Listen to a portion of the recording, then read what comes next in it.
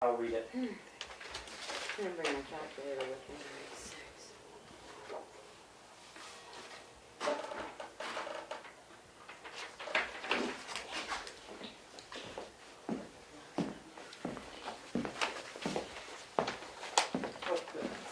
We must have to go by that clock, right? Well, I'm gonna go by my clock, because it says 6 o'clock. Speak up, I heard people couldn't hear you. People couldn't hear me. Okay, I'll try and speak up. Speaking through a mask is not all that easy. I'd like to call the meeting to order at 6 p.m. of May 7th. And to start with, I need the signature.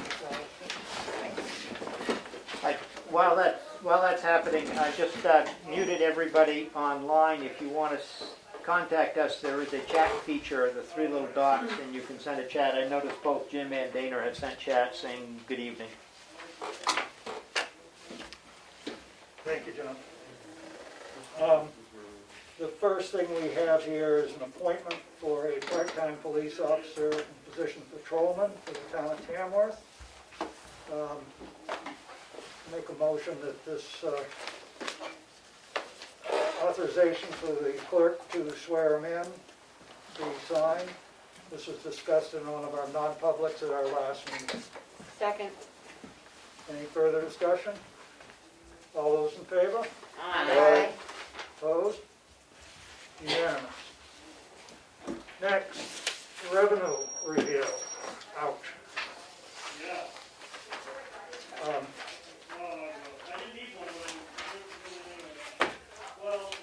You all have in front of you the active bank account statements. Mr. Chairman, may I close this door? Would that be acceptable if I did that?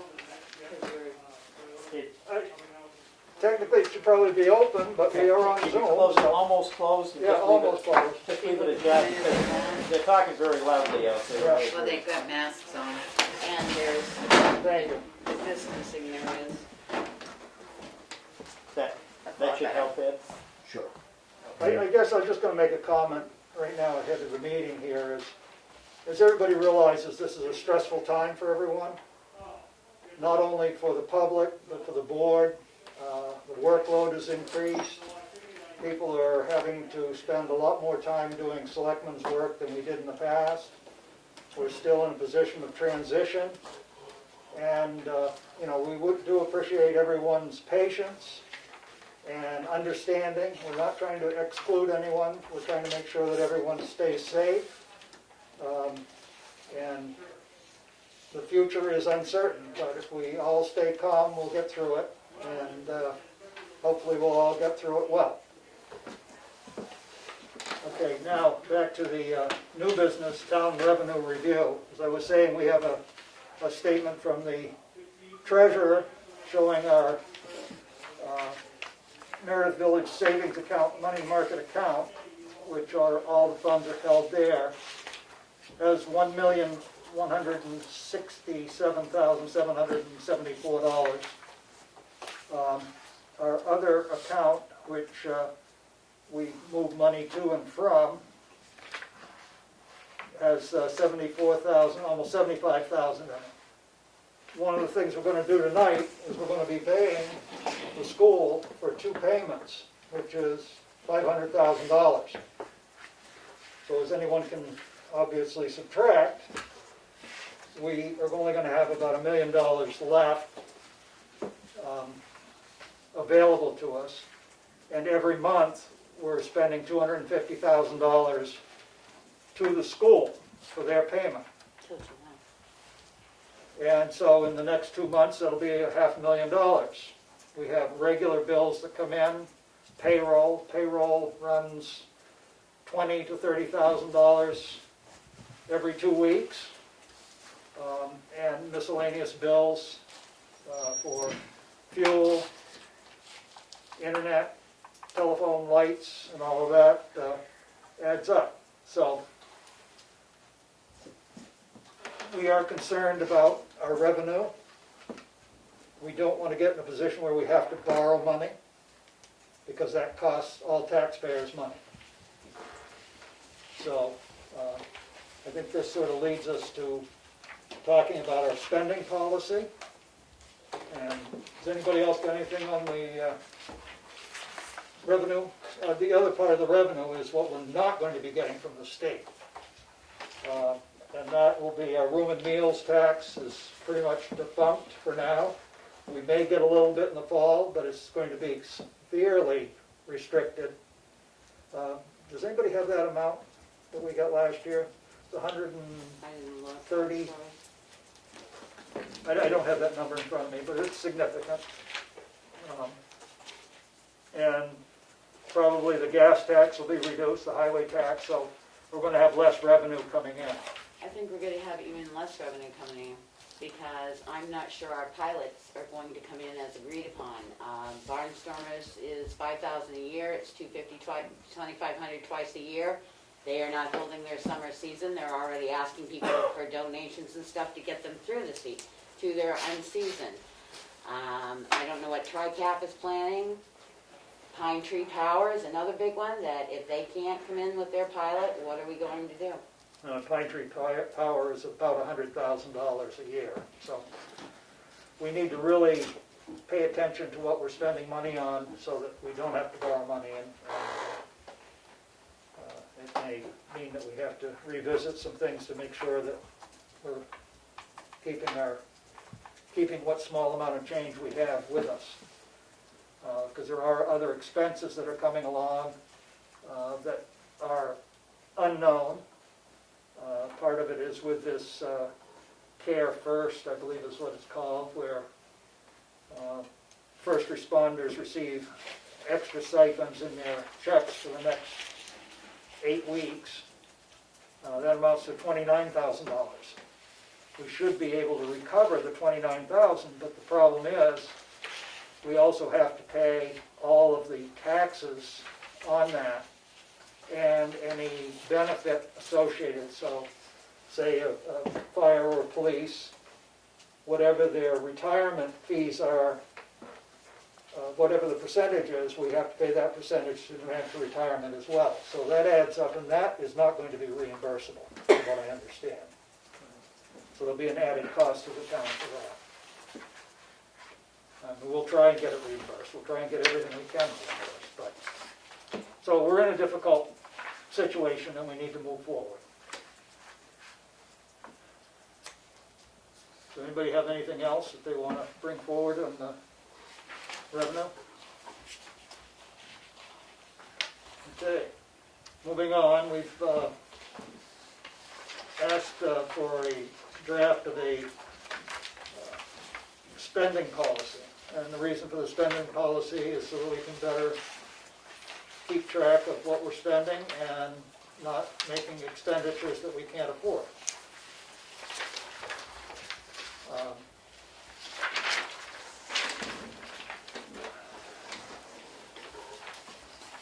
And I guess the best thing is just to start at the beginning of it and give a brief introduction of what its purpose is.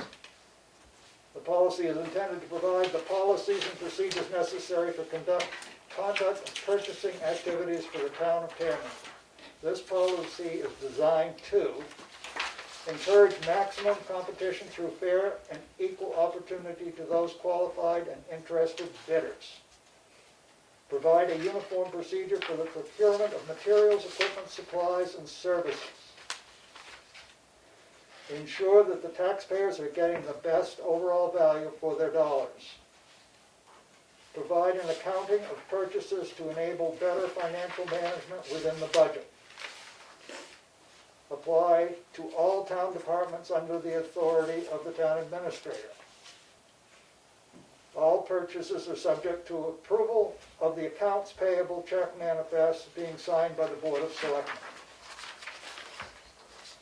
So now we have the decision of some amounts that would be appropriate for the town, depending on the size of your town and your amount of expenditures.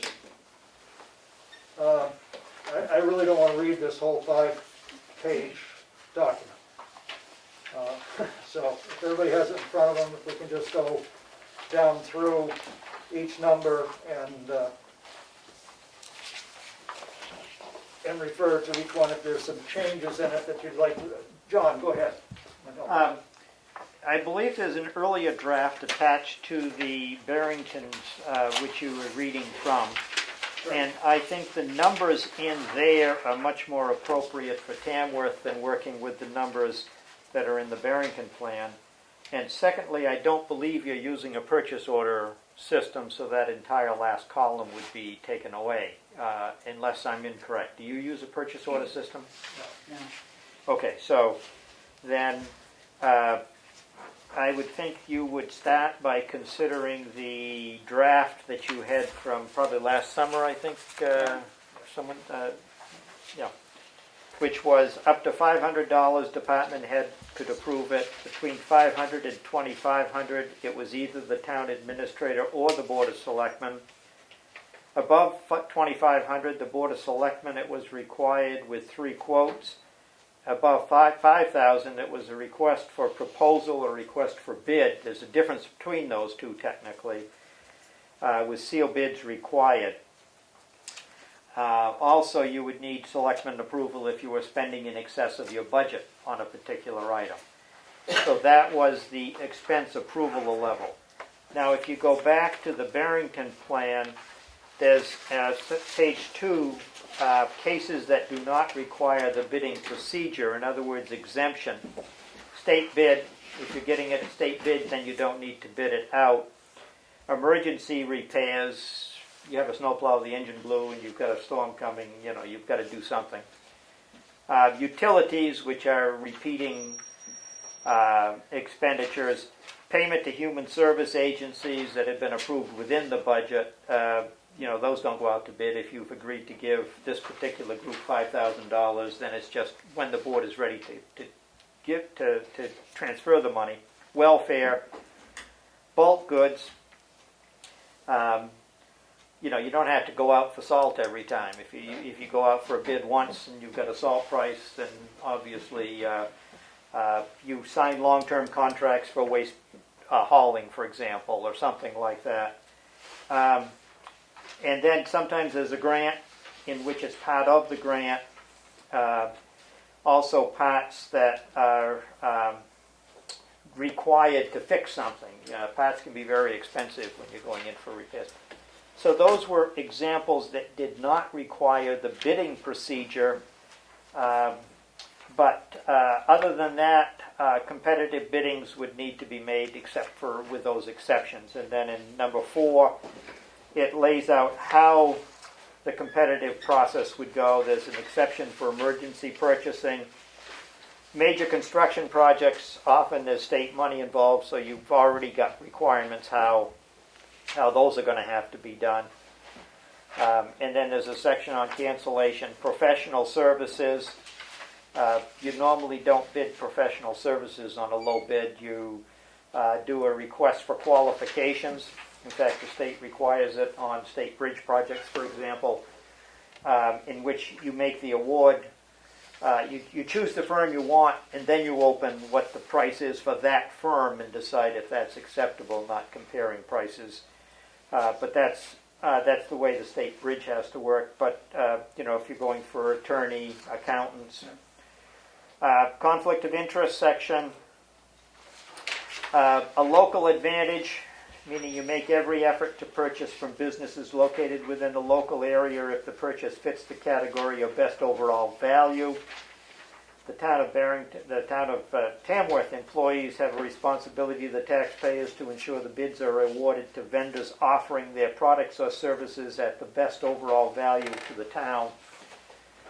And that gets back to the conflict of interest. You can't give it to your brother-in-law because you like your brother-in-law. On the other hand, your brother-in-law may easily have the best product and everything, so how are you going to handle something like that?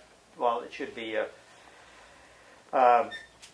competitive bid or something along those lines. And then exceptions could be made. On a case-by-case basis, you could either have the town administrator able to make those exceptions under a certain amount or the Board of Selectmen. And as I said, you drop section 15, which related to purchase orders. So that that's a brief summary of what's here. One other thing I want to read from the very beginning. Some of the factors in determining the best overall value are price, quality, warranty, service, availability, past performance, and references. We all know that sometimes you take a low bid, you're asking for trouble. I remember once I had a project. It was a big road project, and one firm came in $500,000 below everybody else, and I immediately knew there was a problem because they didn't see the project the way the others did. The council made me take the low bid, and we had more trouble. We spent money on lawyers. We were in litigation. The references were bad. I mean, sometimes you don't want to go low bid, but usually price, quality, warranty, service, and availability. Another factor sometimes could be a vehicle in which you consider the long-term costs, and it's cheaper over a 5-year period to buy this vehicle even though it costs a little more up front. So all of those things enter into what the purchasing procedure does, and then the Board of Selectmen make a decision. But you're not locked into the lowest price, but you need to explain why, if you're not going with the lowest price, you're not doing it. Yeah, and this is one of the other parts of this that I think we need to be clear about, is when we do purchase something or start the process of getting something, we need to know all the facts of what that actual cost is. I'm going to take the police cruiser for an example. The cost of the cruiser is one thing, and then you have outfitting the cruiser, you have putting decals on the cruiser, there's a whole package that goes with it, and really, I think sometimes we jump the gun a little bit instead of having that whole package together clearly before us, before we move ahead on any one piece, so that we do the whole piece at once, and we all understand what the total cost will be. I think that sort of gets back to the breaking it up so that it doesn't get above the cost factor. In other words, I can't remember what the price was in here, but say you've got a $500 limit, so you go out and you buy individually the item that costs $350, but you need 4 of them. You don't go out to bid, you don't go do any price shopping because you're going to break them up into individual purchases. That's not an advantage to the town. Can we, this is like a first read draft. Yep. Can we sort of combine the two and bring it back next week? That was my expectation. Yep. I mean, I think this is a process. Let me ask for some guidance. Do you like the dollar numbers that are in the draft that's attached? The 500, the 2,500, the 5,000? Yes. Yeah. Yeah. Those dollar numbers. Are there particular things in the Barrington draft, I'll call it, that you would like to have removed? I mean, other than the obvious, like purchase orders. I think mine's more under the conflict, Okay. because unfortunately, in this town, a lot of people are related to a lot of people, Mm-hmm. and they do give you the best price for the services being offered. Mm-hmm. I think, I understand conflict and stuff, but to say it's unethical, whatever, as long as the statement's being made that it is a related person, because no offense, even under our guidelines for the 500 and stuff, you can get somebody's brother-in-law that's going to provide that service, and it comes up in the accounts payable, and somebody will say, well, why did you pay so-and-so, who's the brother of that person? Because we are a small town, there are a lot of people that depend on. Do you like the wording in the earlier draft on conflict of interest, which is on the next to last page? Which there's a section there as well. We could just lift one and put it in the other, if that's the preference. I think it's somewhere there it has to state that if there is a relationship, it has to be stated in public. Disclosure.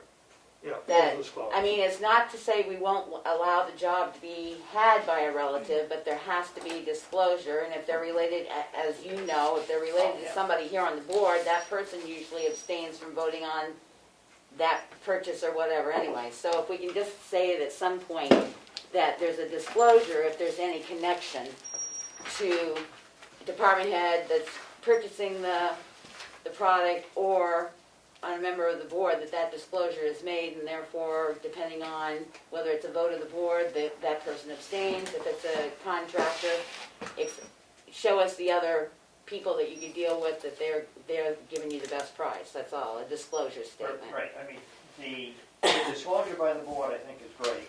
If it's a department head who finds a great price from the brother-in-law, I don't know whose brother-in-laws are whose, so I'm just Right. using that title as a, Lucky you. Well, in this As a town, it's almost title. everybody's related to somebody. yeah, I know, that happens in most of the smaller towns in New Hampshire. That before they can award to a relative that's within 2 degrees or 3 degrees, whatever you want to say, they need to get the Board of Selectmen to authorize it, so that they involve the board, it's transparent, and the board is aware of it, and everyone else is aware of it. I was on a board once where 3 of the 5 worked for the highway department, because in one way or another, because they were contractors and everybody was contracting for the services in town. But we always made clear that it was a public bid and sealed opening, and staff handled it. But I mean, I think disclosure is important. yes, Openness, people can see what's happening or not happening, and they can move with that one. And the only other thing I have is, we had talked about this as a board, we've done it a couple times, is that if it's going to overexpend on one line, we had done intra-departmental transfers, so we had a paper trail. That if they're gonna overexpend on one line, where are they planning on taking that money out of the other lines in their budget? Because unfortunately, we were a bottom line budget, so, you don't, I saw something here about filling out the paperwork, but that should be per department. It just said they will say why they have to overexpend, but they ought to say where they're planning on taking the money from. I don't know where it was. Yeah, there It's was on the a- second one, the second draft Right, on the it second says page. that's for emergency. But under the purchasing procedure, and then it says spending approval guidelines, if it is anticipated that a budgeted line item will be overspent, it is the responsibility of the department head to fill out an over expenditure form and submit it to the selectmen, along with a description of and reason for the purchase. If possible, purchases should be made using the town's approved vendor list. Well, that's another question I have, because I don't believe we have an approved vendor list in this town. I've not seen one.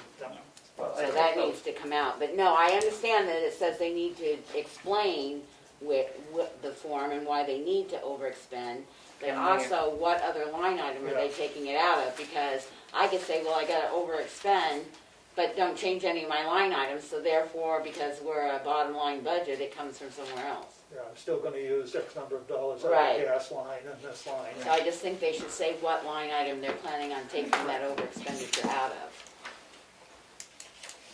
And that helps the finance too, Right. because then she'll say, okay, I'm short on this column, and that's why, because they're taking it out to cover. It's just an easy thing of saying, no, I don't want it put under maintenance, I'm gonna take half of it under maintenance and the other half under supplies. Yeah.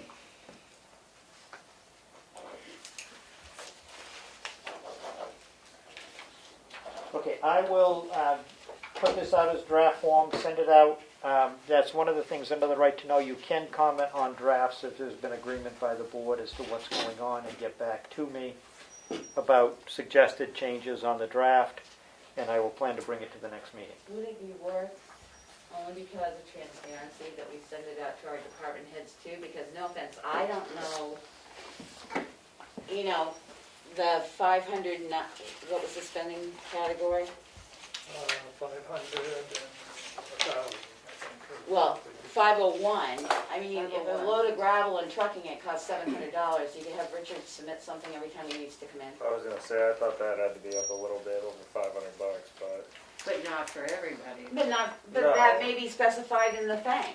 I mean, we may specify that in our spending policy, but I think just to give a heads up, I mean, can we let the department heads look at it too and say, do you think these numbers are reasonable? Because the one I think of the most is, highway, Yeah, I mean, because, they've got almost $1 million budget themselves there at Highway, and so, it's, so, I mean, Richard, is Richard Substantial. gonna come in every time he's gotta spend $600 for a truck and gravel to be delivered? I can't see that Well, happening. that's the exception under bulk goods of a recurring nature. Correct, but I'd like them to look at it as well. I just think it's better open policy to let them put their comments in. We may get comments, we may not. yeah, no, I mean, it might save us some headache in the long run of going back and trying to And then fix things like that something. can be clarified right away. Yes, I fully expect that we were going to be letting the department heads be involved, but I wanted to know where you were going because I knew Barrington was 3 times the size Right. and assessed valuation, and those numbers probably wouldn't work. So now that I've got numbers, I'll send them out. I do like the idea that Aaron was referring to, is we may need to have a split schedule by department so that the highway department has a different schedule than, say, town hall. Right. Because I'm trying to think of who else has that big, and it's only him I can think of, because Glen's you see the not bills. gonna need it. Huh? So Glen's not gonna need it, No, the fire department can usually work within their budget. right? I mean, that's the only one because I look at the bills coming in Right, with yep. gravel transfer and stuff, and all of them are over $500. That means every one of them would have to come to the board, and I don't think we can hold highway up like that. No, Do you want to use the Barrington numbers for highway? I mean, Aaron, you seem to have a handle on it. Well, I think Well, I was that's, just looking through some of the checks that came out there, and they were, I think you'd be able to get away with $1,000, $1,500 with and I think Richard. Richard could give us a good idea of what he Right. really feels. I'd let him look at it, see if he's got, to him, I'd ask him if he has a suggestion of what right. goods and services, what the upper limits would be that he would think of that he'd have to, rather than coming to the board every time. He knows what he's spent over the past number of years. He ought to be able to give us a good idea that, a load of gravel and the truck and everything cost me $1,000. I really don't want to have to come to the board for it. Well, that's usually in bulk.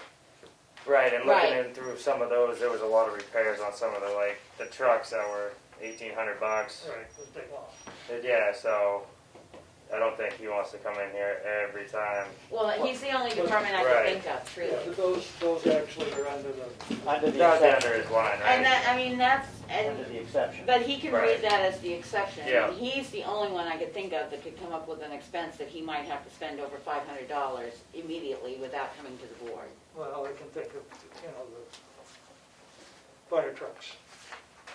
Yeah, the Yeah. tire is gonna run. Fire trucks or a rescue truck or something like that, I mean, you Good stuff, need to tow. But there is an emergency provision there Right. too. Right. They can But do it I too. guess the point of all this really is so that the board is more clear in what's being spent and that the department heads are clear in where the budget is going. And when we have a request that no one spends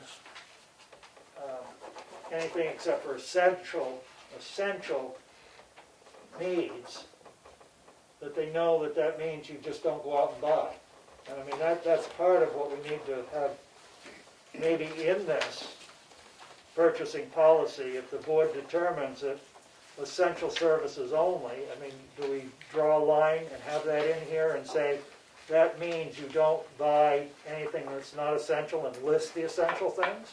I think that's too, At the library, what happened when they found out that there was a spending freeze or requested essential only, what they did is they went through their budget Right. and highlighted, which is good for them, and I think every department should, or we should somehow, so it can be determined what's essential. What's essential to you might not be essential to me. Right. Right. I mean, So- I'm trying to get some, I mean, we seem to say this, but we still have quite a few bills. Right, well, I think it's gotta, 28,000 to be exact. right, but I think it's gotta, we've gotta be specific. You know, instead of just saying essential only. Well, I think on the spending policy, we can put a statement in there that depending on the determination of the board, there may be times when your purchase policy will refer to essential spending only. And at that time, we as a board decide whether we go through line by line and say, meet with the department head and say, tell us what isn't essential in this budget. Right.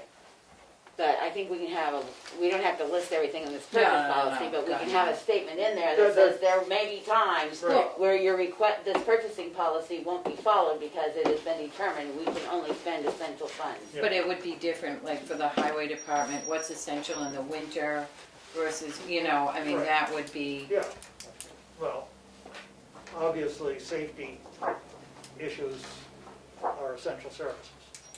But that doesn't mean Every line item in every that line budget item is in the essential. budget for highway, fire, and rescue, and police is essential. right. So, And that's sort of up to us too, to go through and bring the department heads in and say, please tell me what you figure is absolute necessity for the remainder of what period of time you're in essential spending and what isn't. Good, John, are you all set with? Yeah, I think I've got guidance, I will send it out, and be sure to give me feedback as to what's going on. Thank you. Sounds good. Social media policy is next on our list. I believe that this was almost to a point of adoption some point in the past, but I cannot find adoption, so I'm suggesting you adopt it tonight. The problem was is we had two minor changes, one got completed, one didn't. So the one that is not completed is on page 2 where it says insert department, board, committee, commission's name here, and nothing's been inserted. The other one was we added that not only the town administrator, but the selectmen could approve. And that had been changed. And since this has been written by the lawyer, I don't think we have much we can change in it. The only thing that I saw on the last page was Becky Mason is spelled wrong. Mason has got an extra S. And in that insert here, you want the town of Tamworth. Correct. I think it should say relevant to the town of Tamworth, boards, commissions, committees, and departments.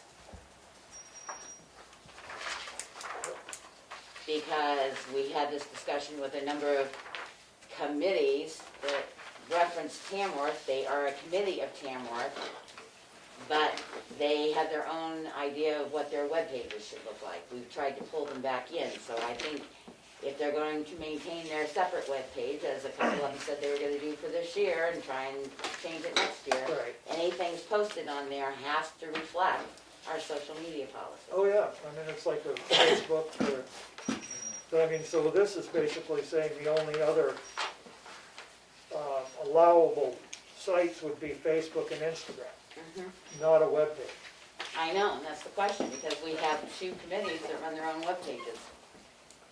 But they are town committees. So why don't you just add without permission from the Board of Selectmen, and then you can authorize those that you felt were Correct. reasonable. Right. To number 5? Yep.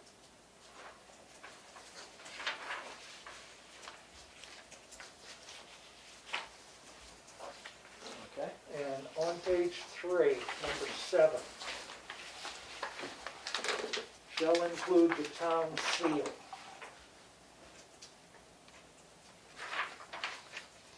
Do we have a town seal? We have an official town seal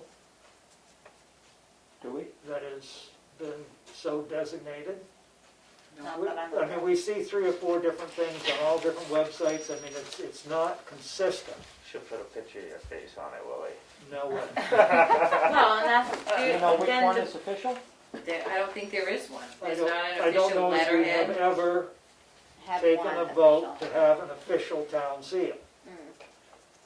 So I think that's something that we do need to do, so that we have that.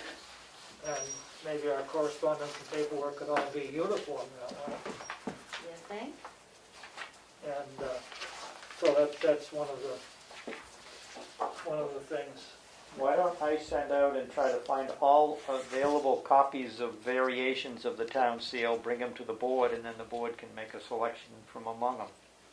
Do you Sounds know, like a deal. give me information as to who has Right. seals and what they Well, are. there's about 4 of them in there. Yep, I'll start with Kim. No, I mean, in the administrator's Oh, the administrator's office, okay. There's one that's got the picture of the townhouse, there's one that has no picture of the townhouse, there's one that has a round seal that says Town of Tamworth. There was the 250th one with 250th. Chicago Mountain on it. And then there's some real old ones. Well, the police, I think, have like the sled dogs on. Yeah, I've seen a sled dog one. Mount Chicago with sled dogs. Right. So anyway, yeah, another task, huh? Yeah. And then on number 8, I really don't like whenever possible, because that is just an open invitation to say, well, it wasn't possible. Number So 8. just eliminate whatever possible and capitalize C in conflict? Yep. And then the next should contain links back, shall contain links back. Shall and should have been determined by the Attorney General of the state to mean the same thing. You must. Found that out today. I would prefer not changing words beyond, like, whenever possible, or things like that, without, the attorney being involved as far as should to shall. I think probably leave it the way it is would be better. I say this, we had this conversation today, and the Attorney General has made a ruling on that, because a lot of the governor's things coming out say should, and people have been taught that shall means you must do it, and the Attorney General has said now should means you Should must mean, do it. okay, well, last I looked at the English language dictionary, they were different words. Yeah, Yeah, they They are. have different meanings. Do you want to change it? I mean, if we want them to do it, shall is the right word. Okay, We'll put shall. we'll put shall. If you don't really care and you just suggest that they should do it, I mean, You've got more leverage over some than others. For example, the library can make whatever choice they want. Trustees of the trust fund. Whereas if you're talking with highway or police, we're asking you have much those more others. control over how you're going to do it. But I mean, the idea is that they come back to the town's website for the last official word of the town's website for documents and information there, so. Other than that, just the dates of adoption would be all Just that I the would do. spacing like on page 3, I don't know why that is spaced out with like double spacing all the way between it and stuff. Page Oh. 3, down, Page 2. Page 2, second Oh. paragraph from the bottom. Oh, yeah, but Oh, yeah, They were having authority to post each account. Oh, what they've done is they wanted to line up both extremes, so therefore they have variable distance between the words. It's called justify. And once in a while you get that in order to have, if you notice, it's very nice on the right-hand side how they're all even. yeah, Whereas if you had the constant space between words that were the same, it would go in and out all the way. So that's the cost of justifying, but on that one sentence, it does look funny. Well, there's another one on page 4, it does the same thing on the top paragraph. I Yeah. understand justifying, but to try and read it, it makes it look like somebody has it's- not figured out I how. will eliminate justifying a couple of paragraphs. How about that? And the other part of this policy is once we do adopt it, we need to have an educational period to explain it to all department heads and all users of social media. Well, the other thing we need is we need an administrator's list for each social media and who's on that administrator list to administer that page. That's part of this policy. But yes, we were told to formally hold a in-service, not just hand this policy out. So we will do that after we get it corrected and Yep. see how our timing goes with what we're dealing with. That's right. Well, I don't know if the whole board needs to be at that in-service, so that would take a number of people out, and you could, whoever the administrator and the selectmen, what was the word for it? Liaison? Social media. Social select- media selectmen. Of course, then we have to appoint somebody to do that, don't we? Yeah, you do. Let's get the policy in place first. Very well. Good. Thank you, John, for getting that for me. And you're up again because now it's administrator update. Okay, does the town want to authorize the fire chief and police chief to apply for the first responder stipends that you referred to? We will have to pay the benefit costs. It's substantial on the full-time fire chief and the full-time police officers, but most of the people in here are not in the state retirement system. So it's not going to be that high a percent on the total amount that we're paying out.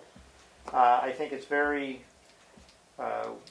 praiseworthy to be recognizing the first responders and to dedicate funds to helping them in this time, and I encourage the board to vote to support the request of the fire chief and police chief. Incidentally, the two of them have to coordinate because Dana is on both sheets. He only can be on one. Right, the other question, some of this is gonna have to be discussed in non-public, because I have some questions on the roster as well. Okay. And secondly, according to the guidelines, there's only supposed to be one roster submitted per department. So if you've got both rosters, I would think the town would be submitting it, not necessarily the fire chief or the police chief. Perhaps the fire chief, as the emergency management director, would submit for both.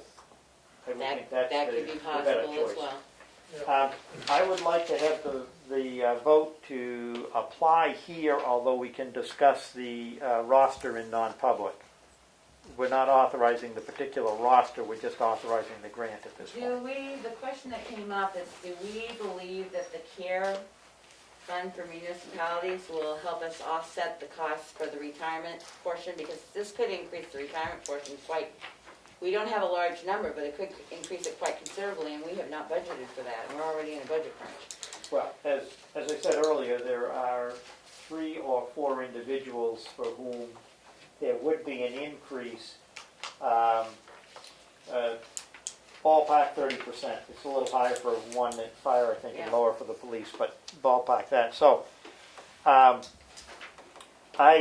do not think we should not do it because of that. I would think we would do it to be supportive of the first responders and ask the fire chief and police chief to make sure they find in their budget adequate room to make up for the difference in the cost of the payroll. Is Dana saying something on? Dana's got someone's got a long. Let me read the chat. Oh, no, that was Maureen leaving. Okay. About to sign off. Greatly appreciate the work. If Zoom Please, meeting Dana. continue more than a week, I have some observations. The only one person who is 100% audible is Arthur.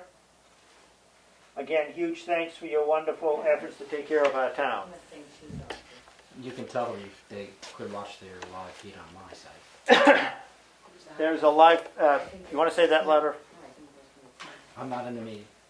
Did not. There is, I mean, it's under GovernmentOversite.com, is that correct? Spelled S-I-T-E. Government Oversight, like website. Okay. And there is a live feed there of the meeting as well, if you're having difficulty with the Zoom. You can type Or that into hearing. the chat. Sorry. Mike, Can you give me that address again, Ed? Government Oversight. Oversight is spelled O-V-E-R-S-I-T-E. All one word? Correct. .com. .com. there's a live feed as well. And that's a live feed on GovernmentOversite.com? Correct. On the homepage. I wonder if you can plug microphones. Okay. We do have- Good point. Does Dana now want to be, You were just looking down there. I don't see a message from him on chat. I can unmute him for a minute. Just ask him if he has something to say. No, don't bother. I mean, I well, mean, agree, I think we should do it, we don't have a choice, Yeah. because as we had discussed, the first responder that doesn't get it when they know other towns are getting it, they have a right to come in and say, wait a minute, I was entitled to that. The governor has basically said they're entitled to it. Yeah. My only concern is, and again, because of the people that it involves, they are high in the New Hampshire retirement, their percentage is more than like, say, yours or mine, as not a police officer or a fire chief, and I just wondered where that money's gonna come from. And maybe by next week, Glenn could give us a printout of what that cost is going to be to the town for those 4 weeks? 8 weeks? 8 weeks. And like you said, then maybe the departments can see where they can absorb that in their budgets. The other avenue I think we should look at, though, is, as you had said, can we recoup that money back from the care program? Because that is an expense that was placed upon us, Right. not Right. something Not we like did. I would ourselves. imagine that it would be something. Yeah, Dana has asked if he could speak. Go ahead. Yeah, Just a minute, let me unmute you. You should be able to speak now, Dana. Hello. Hello? Okay, can you guys hear me? yeah, All right. It sounds like the audio is going to be a little delayed, and it's a little hard to hear you guys. So, I've heard most of what you've said. I think I had questions of my own that I sent off to the state when it first came out. Since the guidance came after the fact of the announcement, and so there's still some questions left out there that I'm sure you guys are figuring out as well. So, I mean, the basic answer here is who's authorized, and the town has to authorize because it is expending town funds through 21-P:43. So, and then I think I heard John talking about you guys having the emergency management director be the designee to submit the form. I'm fine with that. I can give the chief whatever information he needs. well, we have both forms, Dana, so we can just ship both forms to him, and he can just add either your names to his or whatever. Yeah, I don't know if they'll probably take both forms separately if they want to do it that way as well. It's just an online submitting stuff, so it just needs to be electronic. It sort of looked like they wanted it all on the same sheet. Yeah, that's what the guidance came out saying, they wanted one form because it can hold up to 500 names. Yeah. So I think they So should I all think we can just send your Yeah. sheet and over to him, and he can add it to his roster that he's sending in and submit it. Yeah, your name's already on his roster, so he's only adding 2 names. Yeah, and that's the other thing, is we gotta go through it and make sure that it's not doubled. Well, that's what I The say. fire that- chief has your name on his. Because you're because you're part of the fire department, he's got your name too. That's why I said under non-public, I want to go over his roster because I've got a few questions on why some names are here versus, because you can only file once, you can't double dip from 2 towns. So if you serve on 2 towns, Yeah. I think guidance I read basically states you can only receive 1 check a week, so if you can't, be on work with 1 ambulance and be in a fire department and receive multiple checks from various. They're just recognizing, you're a first responder, wherever you fall, and you're only going to be allotted that 1 check a week, or that 1 amount. So that's the way I read it. So I should be put under the police department as full time. correct. Right. Oh, we have no problem with you, but there's a couple in here that I question too. Which town's going to claim them because they work for multiple towns? So my understanding is you need to talk to your other towns to find out what town they're working for. What town's going to claim them? Yeah, that's a valid point. And I didn't even consider, because I read it as full-time and part-time, I didn't really take into consideration the volunteers for the fire department. Yep, all volunteers. So I don't know where the guidance lies on that. Again, it can be only one place choosing that volunteer, so if that volunteer works for 3 different fire departments, you sort of have to talk to each fire department to say who's gonna claim this volunteer. Yeah, correct. And I don't know John, did you share the email I sent over? Yeah. Yes. Yes, I printed out your email, in which you had the answers to the questions. Yeah, yeah, I mean, because I had a question about, if this is a lump sum, for the whole 8 weeks, and what happens if you don't have that person employed the whole 8 weeks or whatever. They didn't really give a good, clear answer on that. Whether you would take the lump sum and then reimburse for whatever. I can call in by phone if you guys want, and non-public if you want to discuss some of that stuff. I don't think they've decided that yet. I'm going on the assumption of what they did with nursing homes, which is you apply. Once they approve you, they send that money once a week to be paid out. So you get it into your payroll system, you accept it into your payroll system as a lump sum, and then your payroll people pay it out. They have not determined or said anything about how this money is coming into the towns. It's not the towns have to generate this money, they're supposed to be sending money up for that. I do know that, I'm going to quote from what I've read, not from what I know personally, but I do know that one of our nursing homes submitted it the day after it came out with all the paperwork they did. They rejected it twice before they got it right, and then it took them 3 weeks to get the first payment, but they retroacted it back to when it started. So it's going to be a play-by-play, I think. The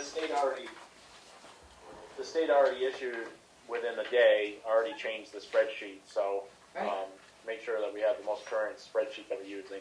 But my understanding is that the state treasury will be mailing the check to the town, and I could be completely wrong on this, but that's my understanding, that the town will receive the funds that will then be dispersed through payroll. Yep. Yes. So it's not in some cases, like a lot of the grants and stuff that we do, overtime grants or something, where you pay out through payroll and then submit a reimbursement. This is the opposite of that. So until we get the check from the state, nobody will get it in their paycheck.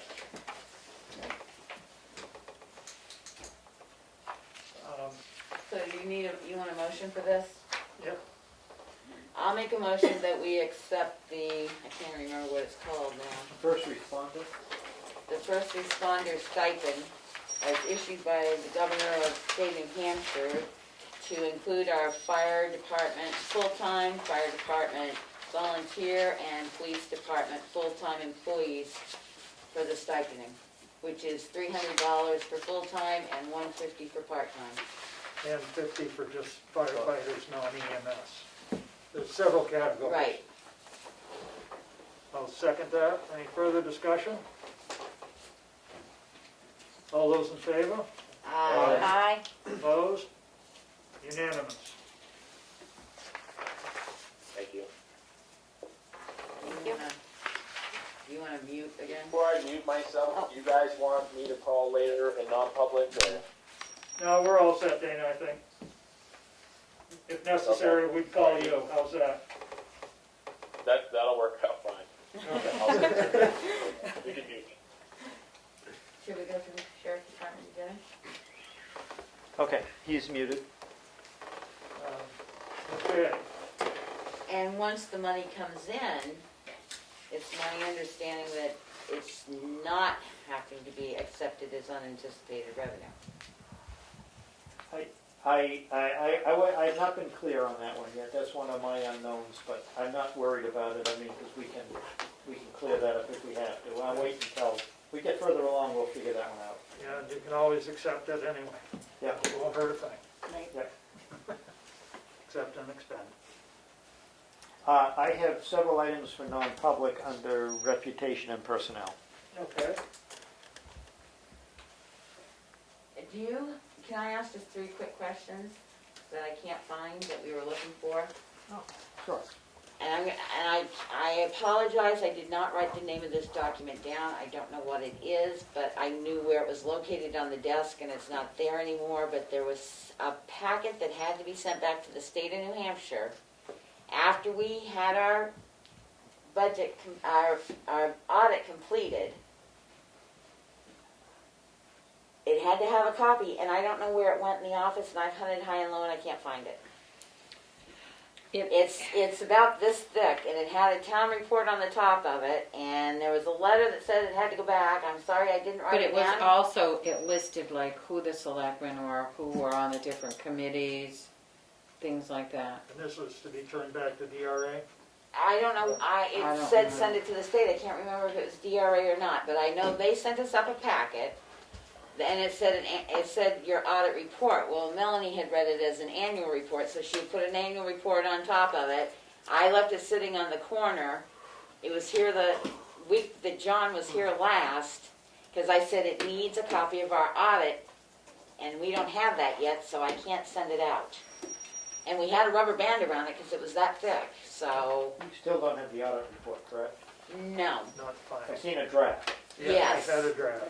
That was my second question. If you wish to contact our auditors and ask them if the 535 went down after Willie signed for the draft, because I believe that was due May 1st at the, It's overdue. I got an email today from DRA. for the 535. Yes. Our auditors had it all filled out in our audit. It was, when I checked with Robin, it was her understanding that they forwarded it to DRA, so if we could just see if they did yet. Two things happened with it. They forward it to DRA, and we have to print a copy, get it signed by the board, and then Correct. upload that copy. Correct. But I don't know if they sent down their portion of it yet, because it was still said draft on it the last time we had it. I haven't seen the final. And that was a delay because we didn't have a finance person, so we had to go through the jumps to get somebody to sign to accept the audit. Yeah, in general, I'm just trying to find out where they are with the audit, too. Yeah. And then I guess my last question is that email you sent us that said Du Bois and King forgot to bill us for all this money that amounts to about $28,000 that we're really gonna have to kick out in the next week or so? I asked Richard to look into it and find out what the details were. Okay, so he hasn't had a chance to get. No, I just did it didn't today. make the time, I just thought, okay.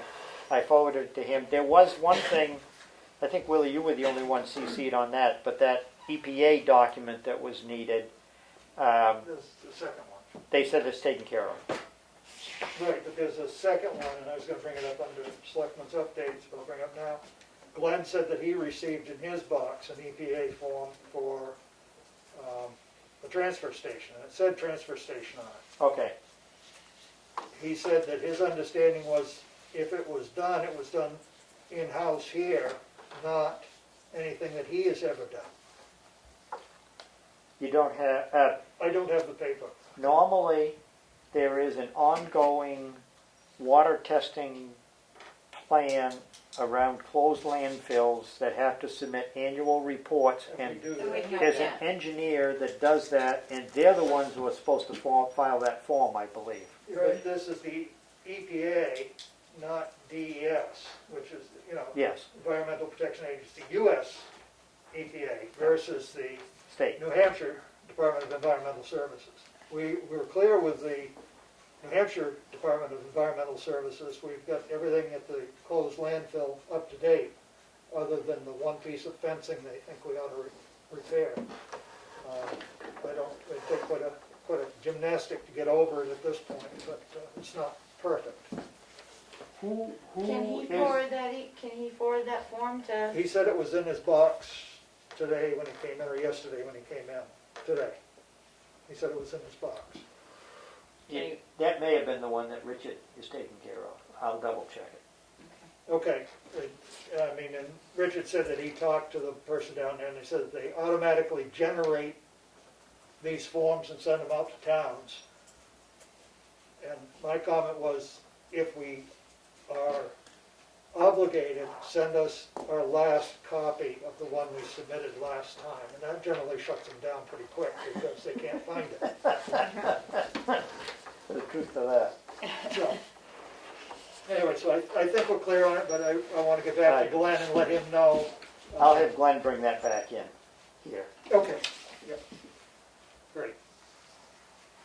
And Okay, then my only other question, and Congress finances, is could Glenn, I don't know, I know Kathy used to block out what the school payments were. The school payment changes July 1st. I don't know if he's aware of what it changes to. I don't know if we've received anything. because they went up 3%. So we know that 250 is only gonna go for 2 more months, and then it goes up 3%.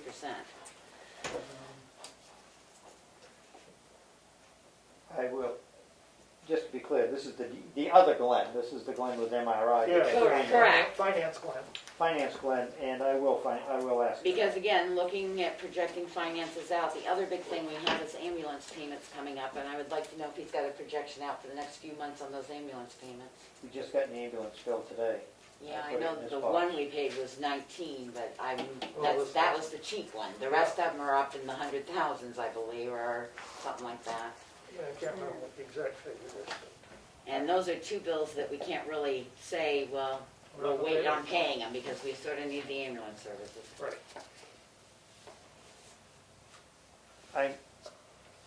Never mind. Sometime I'd like to talk about ambulance, because ambulances have been a moneymaker in some places I've been at, so that's why I'm wondering why you're paying that much out. Because we're in a 6-count contract. Right. 6 counts negotiated for over a year and a half. This contract offers us more services than we have, and because we have a volunteer rescue, it makes it very difficult to have personnel. Okay. Yep, that makes sense. And they have been responding like that. Every time a call goes out, they actually are responding quicker than a lot of towns. Their own personnel is responding. Yeah, so that's good. I think from what I've seen so far, I think it's been a very good service. Great. Moving on, signature file. Selectmen's minutes for April 30th, 2020. I have a few corrections. I don't know if anybody else has come through it and made any. On page 2, acceptance of an unanticipated revenue. We need to have me making the motion to accept it, and then seconded by Goodson. And that it's from Primex, so that's clear there. Just that it needs to have a motion and then followed by a second.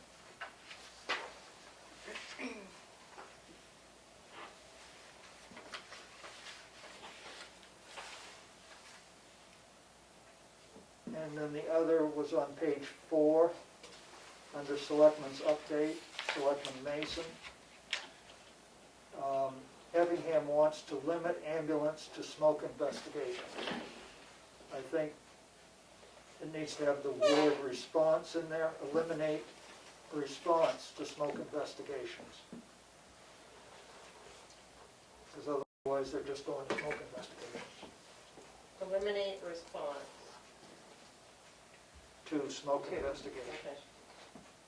Was it smoke was there something else that they were gonna? What they considered minor first aid. Minor Minor events, incidences, but that wasn't worth putting in there because I can't figure out how they. I saw an email from the chief today in which he's in agreement with those suggestions. Who? What chief? Colgan. He sent me one that said no, he wanted to keep responding. We decided that, no, we're not gonna go back and change the contract. His first email, when I sent it to him, said, no, I know chief, I know the Look at that chief. email again, maybe it was a different It was email the to chief. the chief. Chief from Madison sent an email saying he would just as soon agree with those. So it's gonna take Okay. majority of the It 6 It must have towns. been the Madison fire chief, I must have just seen fire, Yeah. okay. It's gonna take the majority of 6 towns because then that goes back into a negotiated contract. Yeah, okay. And I hope it not. And then the other one is right after KOA. The EOC may provide the right to prohibit unsafe activity in town. Should that be the EOC has the right? No, May, they hadn't They- determined that yet. I got that clarified today. The selectmen can prohibit. May provide the right, I don't know, it just sounded off to me and I didn't know if it would be confusing, but it's not a big deal to me. And the only other one was a space. On page 5, after Ed Comeau Commissioners meeting, forming a committee. Other than that, Where is it? on page 5, it's just a I see space. forming a committee, okay.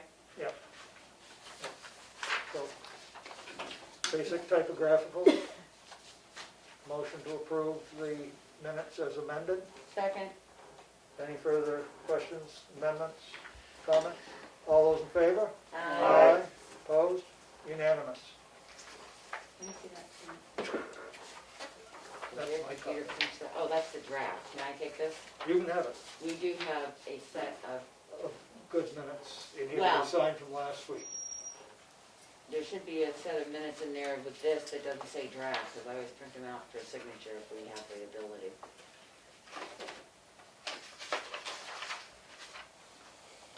Yeah. Yep, okay. Do you want to just hold these, or? No, we'll make the corrections and just sign. Yeah. We can sign that and I'll add the corrections to it. Next is accounts payable. A motion for accounts payable of $528,098.82. Year to date, $3,777,846.16. Motion to approve? Second, Any comments, questions? Ouch. we can't keep doing it. We'll be out of money. All those in favor? Aye. Aye. Just as a note, that does include 2 school payments Correct. of $250,000 each.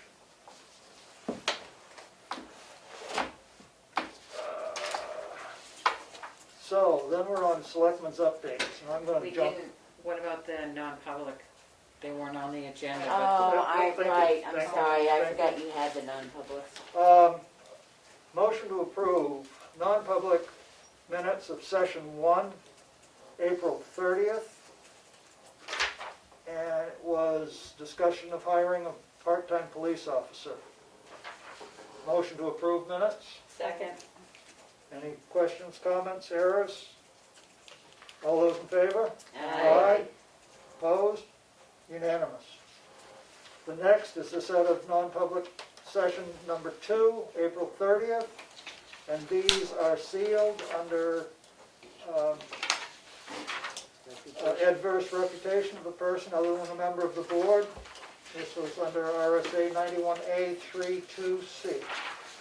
Motion to approve. Second. All those in favor?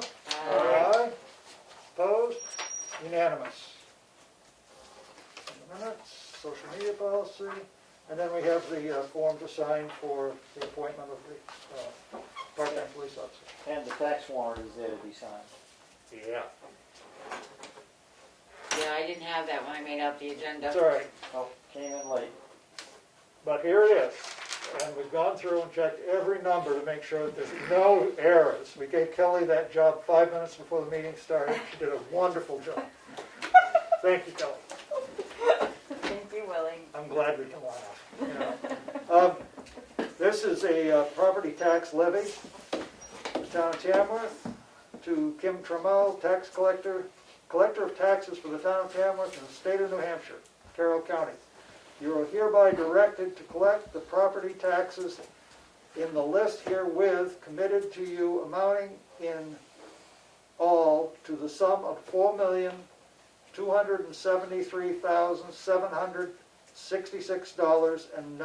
$4,273,766.00, and with interest at 8% per annum from July 31st, 2020, thereafter on all sums not paid on or before that day.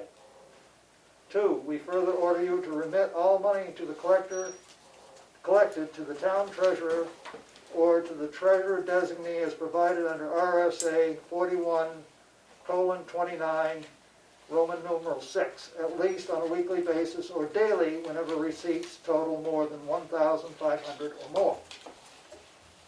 We agree to waive up to $5 in interest on payments mailed in late. Given under our hand this day and sealed, town of Tamworth, 7th day of May in the year 2020. Motion to approve the tax warrant. Second. I have a question. Read that last statement again about the $5 bit. we agree to waive up to $5 in interest on payments mailed in late. I don't believe we have a motion that's ever been passed that states that. Is that something Kim does normally? Yes. Yeah. Okay, that's all I wanted to know, because I There's know we normal. haven't had a motion to do that. That's just standard tax practice. The issue becomes if somebody's a day late and they have $4 of interest, trying to get them to then send another check is just not worth the I just bother. wanted to make sure somewhere we had noted that, because I know we hadn't discussed that, Right. so. And do we have a date on when they're due? They are due July 1. July 1st. Thank you. That's all I had. And then we have a second piece that'll be going possibly in, we'll have a discussion about that, on putting in about extending the month out for people who, Without interest, right. without interest. I have sent the proposed language up to the Municipal Association for a legal opinion. I should have one by next meeting. Because that says no interest will be charged until after July 31st, correct? No, Yes, that Right, says yeah, it, but that's the what it bill says. doesn't. That's the issue. Oh, the bill. The bill. The warrant says we will not charge interest until July 31st. Right, so we That want to has put a to piece of match paper in saying into the- that into the bill. And it will cost us about $110 total for the mailing service to add that. but, So I assume you want to proceed with it if we can legally. Yeah. so I've got a motion on the table, been seconded on the tax levy. Any further discussion? All those in favor? Aye. Opposed? Unanimous. Will require signatures. Send us your money.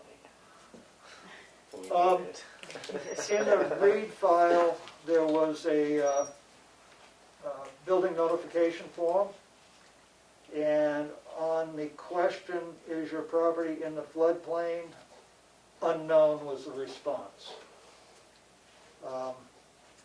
They received a check for, we've received a check for $100 for the building notification.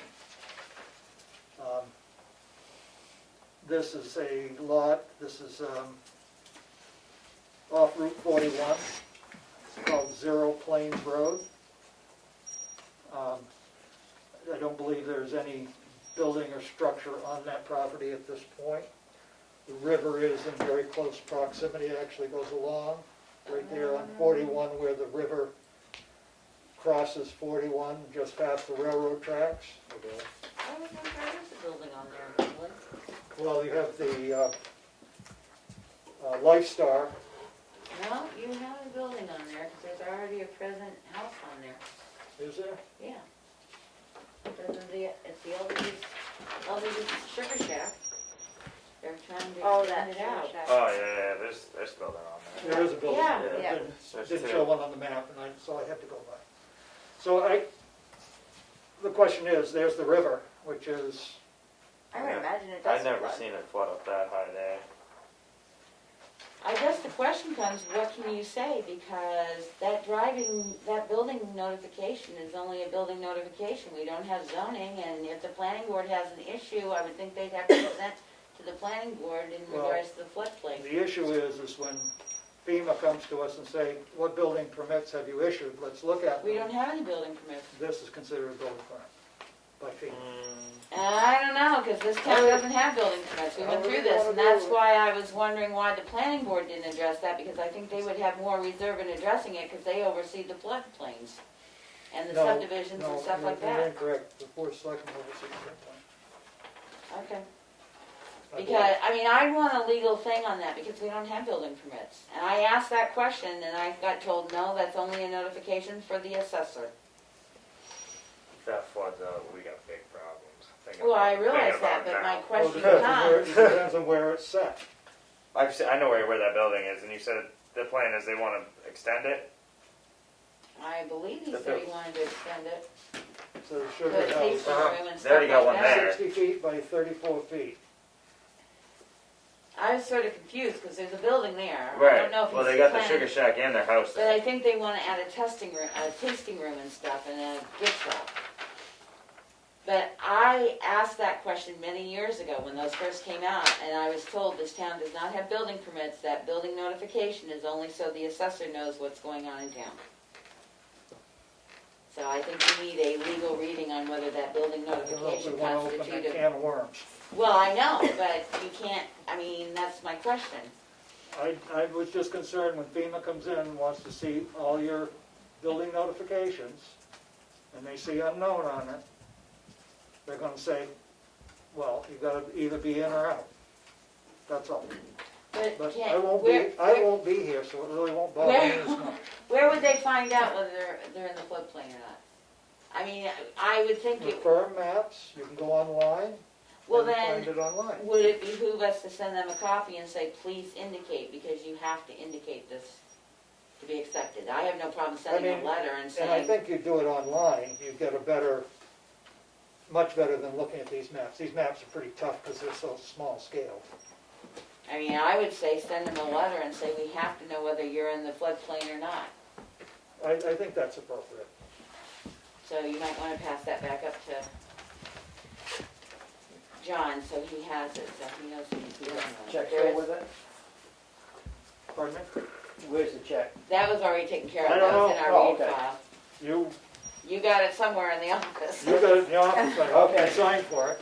Okay. So, I believe that came in under assessing, they probably have an accounting of it and stuff. Okay, Selectmen's updates. Oh, everybody's so excited, this is the best time of the evening. Aaron, go ahead.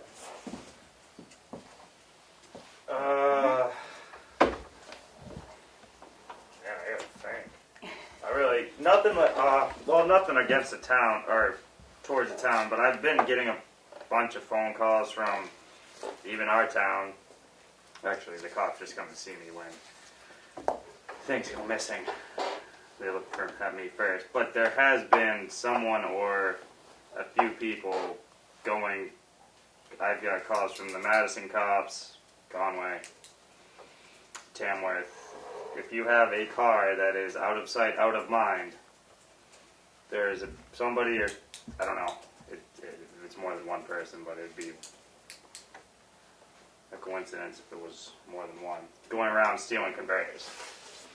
Stealing what? Converters, Converters. Cadillac converters Oh, off cars. Converters off other cars? They're cutting them right off. hmm Okay. They're not selling them to me. I don't think they're that dumb. But if you think you got a truck sitting out back and you can see it from the road and you don't think nobody's going to touch it, I'd keep an eye on it. Because I think I've got up to 10 reports so far Wow. in a 2-week span. One of the camper dealerships in Maine lost 37 in one night. Yeah, they've hit Has the price Whittier gone Road. up? They hit I don't know the exact road in Madison. I got a phone call from Conway today. They're missing up there. The So, one's missing off Durrell Road because that was posted on the GoFundMe page. yeah, just keep your eyes open Good. because they're not cheap to replace, and that's a bummer. Yeah. But that's all. Okay. That's all I got. Kelly? Oh, let's see. The Economic Development Commission is excited to be meeting in this room next Tuesday, and they're gonna do a Zoom thing. I'm supposed to talk with somebody about that eyeball thing and see if that's available or not. So, yeah, that'll happen next Tuesday at 6 o'clock. Got a very interesting email from the TRP people about a state recognition of the transfer station people during this time, and how we should all be appreciating and honoring the fact that they are pretty high at risk during this time, and how important it is to make sure that they're being safe as well as having a safe environment. I guess in this email there was a transfer station employee that quit because he did not feel like he was in a safe situation. And basically this email encouraged people to just make sure that their transfer station people do feel safe during this time, because they have, I guess, every right to You'll say, see, yeah, be safe. be safe. So that was an interesting email. I've heard great response from what we did do at the transfer station, Willie. A lot of people really feeling much safer at the dump, which is good. And let's see, anything else? Oh, I'm pretty sure that I'm going to be doing that training on May 19th. The webinar. Yeah. Is it the 19th or the 16th? I couldn't remember. Oh, I don't know. I think it's the 19th. Whatever date I sent Yeah, you I put it on my yesterday. calendar. I'm going to contact them. I'm looking forward to it. New Hampshire Municipal Association is doing local government like they do every year. Oh. They're going to do it Oh, at the good. seminar, Okay. so if you want to Great. go, but Good. I had to make sure that she was on, so John let the Municipal Association know that she was a member of us, Right. so she could go on. Yeah, Great. I think that's all I've got is those things there. Okay, thank you. No, I have a couple of questions. Have you heard anything about the street lights? Any of that information come out? When they're gonna start or anything like that? I haven't heard anything. I mean, we were gonna reach out to them and see. I think it was June when they were That doing one, I some couldn't preliminary remember. stuff, going around and looking at them all. And I don't know if they're backed up because they have a very small factory that they make those at. Right, Put because I them mean, we together sent at. the check, right? I believe so. I Right. believe John Wheeler sent it out when Right. he was here. We could go back through AP, but I'm almost positive that Yeah. went Well, that's out. what I was just thinking, I mean. The it's not- Eversource one did. So Right. try and find the key information, give them a call and see what the status is on the Yeah. streetlights. Streetlights, solar panel, we're still waiting for information on that, right? At the transfer, Yeah. the old transfer Yeah. station, the landfill, yeah. Yep.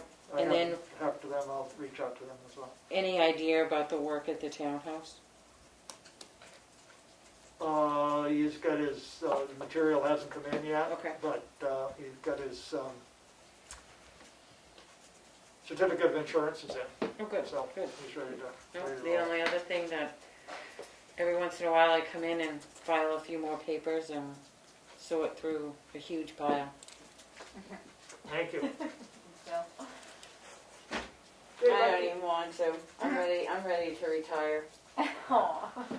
I can believe it because you've been doing a stellar job, working a lot more than you signed on for when you signed up to be a selectman. I I sat appreciate in on an hour-long conference with the Health Officers Association today.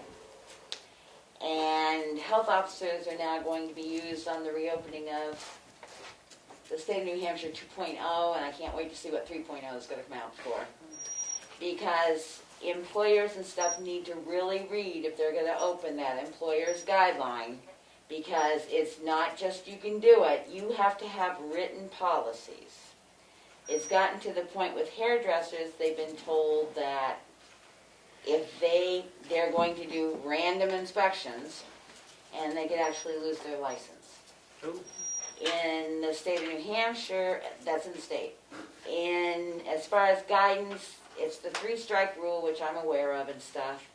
I wasn't aware that I was going to have to, and now have to start sort of perusing campgrounds. I'm going to have to get my gear, because in order to go in, we need the goggles, the hat, the mask, the jumpsuit, the whole 9 yards. The first one is an education, the second one is some sort of written format, the third one is a warning written, because the only people right now who has the true authority to enforce anything is the police department. And then the fourth thing is if they keep not complying, then it goes to the Attorney General, and it can be a misdemeanor up to $25,000 fine. We have one campground that sent us a bunch of stuff in, and that doesn't quite read with what the campground guidances are, so we have to work with them. I did ask about local, where they made that statement that local campgrounds local authorities could shut down their public campgrounds. We don't have. Huh? Well, yes and no, we do have publics. We have publics and privates, but I'm not gonna try and shut down the public one, because that would be an incident, but, so it's restaurants right now. There's still a lot of questions they're working out, because like if somebody's got a liquor license, can they serve beer outside or even set up a bar outside in their parking? The 6-person rule, the whole cleaning procedure, every procedure has to be written down, and before you can open, all your employees have to be trained, and you have to show proof of documentation of that training. Transfer station guidelines, golf courses and stuff are coming out next week, because they have been concerns about golf coursing. The third thing that's going to be coming out is day camps or camp camps. I did put in my 2 cents saying, please, will you really look at these camps, because their staff comes from all over the world, and yes, I know our borders are closed, but I know one camp that staffs purely from people from England. And that it increases our population by $2,000 to $5,000 people per week.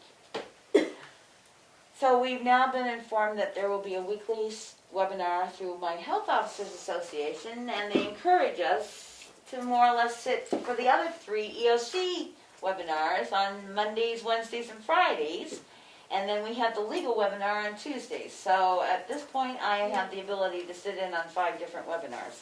Can you get on that stipend list? No.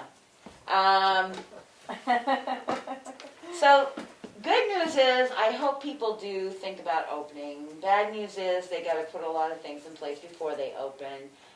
Good news is, they can get their PPE. I've posted that. I posted the guide and the PPE location for Troop E on the exchange. I haven't put it on our website because it gets out on the exchange much more appropriately to those people that need it. If you have any questions, feel free to contact me and I'll walk through what I know through that. Bad news is, they can't find your appointment form that I sent down, so I've got to send it down again for the deputy, so. Oh, I'm glad that I was wondering why I wasn't getting all this fun email. Thank you. That's it for me. Okay. Same old, same old. I do have a whole bunch of stuff. There you go. Farmers Market, they have decided to move down to the school, which I think was a very wise decision. So starting on the 16th, they'll start down at the school and hopefully have more space and more room for people to work down there. Did you respond to that email? Because that was my thing. We really should either send a letter or somebody respond to that email saying thank you very much. Yeah, I haven't, but I will. Okay. I'm planning on it too, so. Well, I didn't know if we all wanted to respond, because I hesitated responding until the meeting tonight. That's what I so. figured too, so. Would you mind responding on behalf of the board? Sure. Thank you. You would mind? I wouldn't mind and I will do it. Next, I still am concerned with the emergency management not having a list of supplies. Do we have a list of our supplies for emergency management? Does anybody know? To the best of my knowledge, what he sent us, I don't know that he's running an Excel spreadsheet. What he sent us is what he's ordered. We did not get confirmation at our EOC meeting on Monday that we had a list. John, would you reach out to the emergency management director and ask him for an inventory of what supplies we have on hand? And any that have been ordered to the state? I know we got one, he's got 3 more coming of the thermometers. But, I mean, I We just, ordered one for town hall, one for the library, which they've reached out and said if they start to open, they will need one. What were the other 2 places? I mean, I just think it's important we I know think what the we fire have department and for, police. Yeah, fire department. what we have for personal protection equipment, et cetera. I think we need to know that, especially as summer's coming and we don't know what's gonna happen as more and more people come to the area. I did talk with the planning board, reference Coleman off Maple Road and their proposed gravel. And Sheldon said that they will be coming, he believes, before the planning board for their 155E gravel pit permit. The road agent has reached out to 2 more alarm companies for the highway garage alarm. Barnstormers has said that they're not going to have a season this year. I guess we discussed that earlier.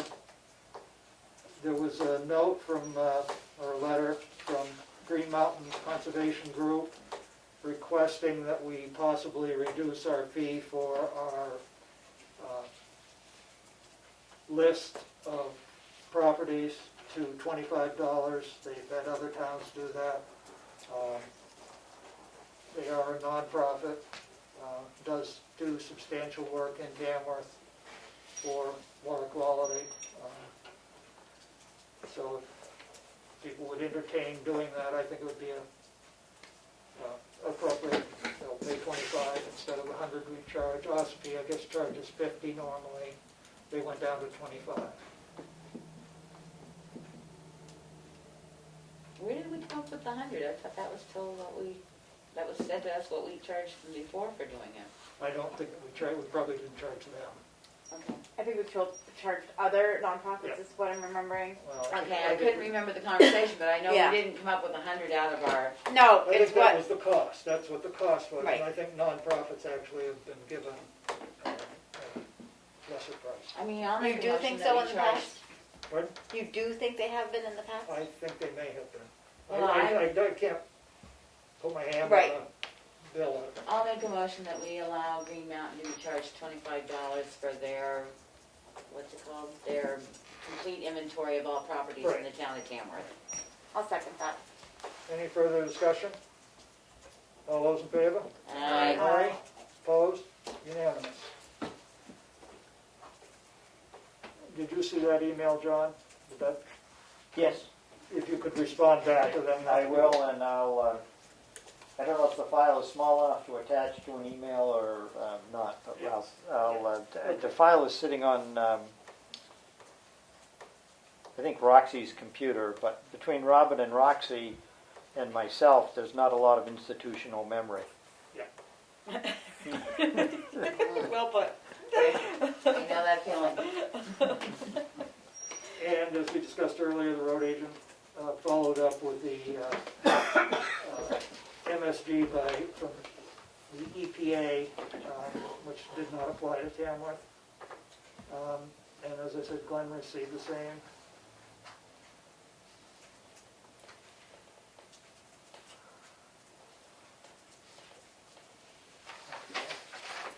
And then it goes on.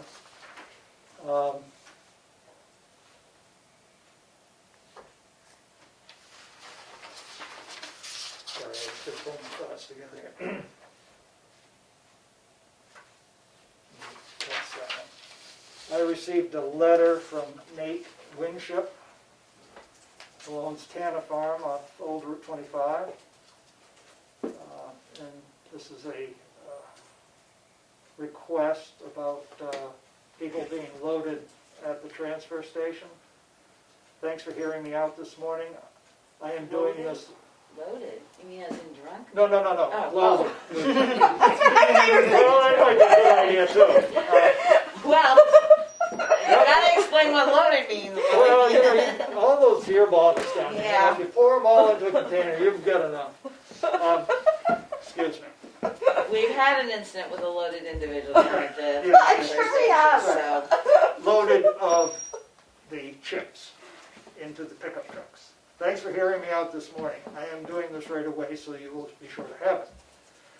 People in Tamworth can drop off tree trimmings and other organic yard waste at the Tamworth transfer station. This is chipped and placed into a large pile by town employees who man the dump. Tamworth residents or anyone with a town sticker can pick up these chips at no charge and load them by hand into their vehicles. The town employees currently will not load any vehicles with a town loader because of liability issues as determined by the Tamworth insurance agent. Let me suggest a step in the right direction to change this town policy. People who wish the town to load their vehicles with the town loader might, I suggest, pickup trucks only. can apply to be on a town wood chip list to be approved by a vote of the Board of Selectmen. Said applicants will sign a waiver of liability to the town for any potential damage to themselves, their vehicles, due to town employees using equipment to load their pickup trucks or other open-ended vehicles. Said loading shall be made by appointment only to assure said town employees valuable time not diverted from their primary duties, manning the dump and engaging in public relations with town residents. Perhaps an hour or two could be set aside when the dump is otherwise closed for residents on the approved list to pick up their loads of chips. I challenge the Board of Selectmen to vote in favor of this modest proposal. Neither you nor I have the time to face a petition drive from wood chip lovers of Tamworth or a warrant article at next year's town meeting. But don't make me go there. Asking for a friend who is the school gardener at the Brett Elementary School in Tamworth. Thank you for your consideration. Live free or die, respectfully, Nathan Hayford Winship. A follow-up email shortly thereafter. Hello again. Please consider my proposal as a citizen petition to the Board of Selectmen. If there is a protocol to assure that this is brought up and considered under RSA XYZ, please let me know so I can be assured this is addressed one way or another by the town. I really don't want to go there, but please fix this. Thanks in advance, Nate. So what do they do now? I didn't even know, I thought Richard used most I was garden gonna too. say, I thought like, yeah, they I kept mean, the wood chips. Richard takes tons of it to put on the side of the roads himself. The wood No, chips are available They're to the available public. to, if you have a town sticker, you can get them. Yeah. You can I fill know up a you do that. 5-gallon bucket, you can fill up your truck. But they So fill he them, wants they just shovel the them in town their to own vehicle. load them, or he's mad Yeah. that Yeah. No, he the town- wants the town to load them, and I don't think In the my liability argument- form If you want signed. free wood chips, Yeah, that's just shovel it. them in. You know, if you want to get loaded with wood And chips, it I'd costs be willing- $35 a yard in Gilbert Block, you know, I I'd be mean. willing to bet you that Primex would not allow that piece of paper That that piece of says, paper means it doesn't amount to Nothing. anything. No. Okay, so No. I didn't mean they could take out my cab and everything, I was just saying they couldn't dent my tailgate. And I also don't believe that it should be something that's available to this illicit list of citizens. It's something, I mean, we're all paying our we're all taxpayers. If you have a town sticker, you should have access to the chips. It shouldn't be that the selectmen are picking who can have them. Well, no, this would be who could get loaded. Right. Not, Who signed the waiver to say we're not gonna take damage, we don't care if we damage the vehicle?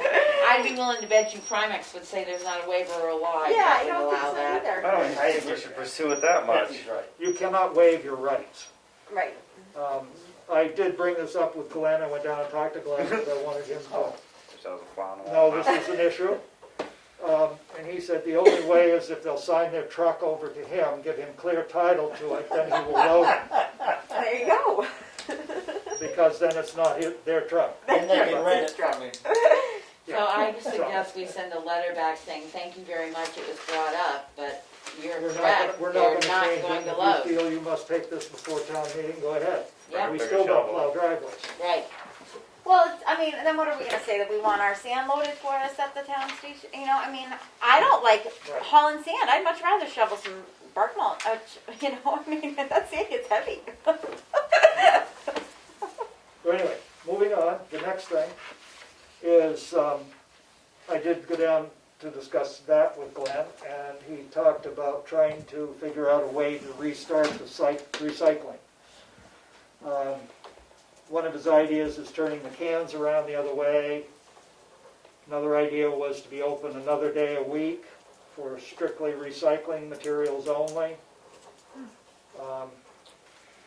I'm gonna interject here before we start that, we should see what the next guidelines are coming out for transfer stations, because that was definitely mentioned today. We're going to be a day or two away. He said in Ossipee they're only allowing one car in at a time. Now Ossapee's a lot bigger community, Wow.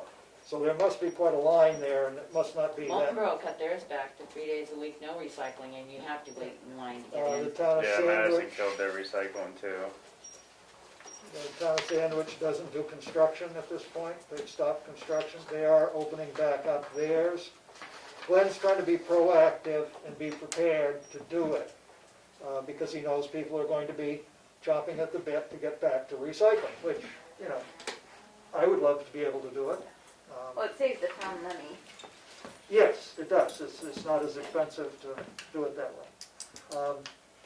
So, as I say, one of his things was maybe being open 4 days a week. I tried to talk back and forth a little bit about the concern of not having construction be available at least 2 days a week for people that are doing construction. It would make it difficult for them. And just how it would work. And he said he might need to have actually more help down there to make it work. To go back to that, at the ERC meeting, we were informed that we could obtain an actual hand washing station. Not just the sanitize, a hand washing station. Yeah. We asked that one be obtained for the transfer station. I don't know if it's been delivered or not, or obtained, we'll know more when we meet again on Monday, but Okay. we requested that one be put Great. down there. Good, thank you. It is busy there. I've stopped in several times just to see what the flow is and see how it's working. Some people are very appreciative of the way it's set up, and other people are impatient, And English. and some people are rude. Some people are making comments that are derogatory towards the staff there and towards other departments in town. I just wanted to bring that up in a public meeting so that, you know, as I said early on, we're in a tough situation and people need to have some patience and forgiveness that things aren't just the way they want them or the way they've always been. And this is what prompted them to start coming out with guidelines. They didn't really think of transfer stations when we all shut down and everything, and now they're going to come out. The task force is coming out with a set of guidelines for transfer stations. I mean, our transfer station, the property and area we have to work with is very small. It's a tight situation. We do need, if we're going to stay in the transfer of materials, we need to start thinking about trying to find a grant to pay for a building and balers, because we're just losing money left and right by not having our materials in a saleable way.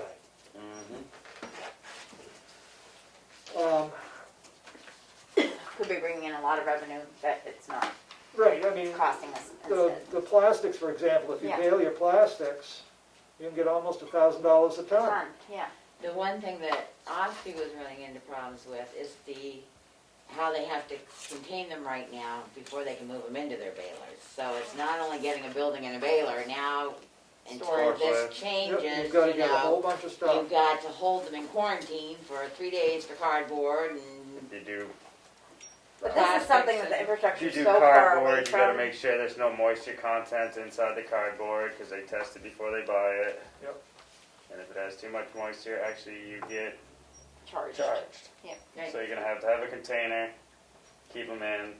Did I say right now, during the time frame we're in, there's even one more step to that, and that's the holding them out until they're considered decontaminated, then moving them into your baler. So, anyway, there's sort of an update on what's happening at the transfer station. And he's gonna work and try and think it through and bring what proposal to us.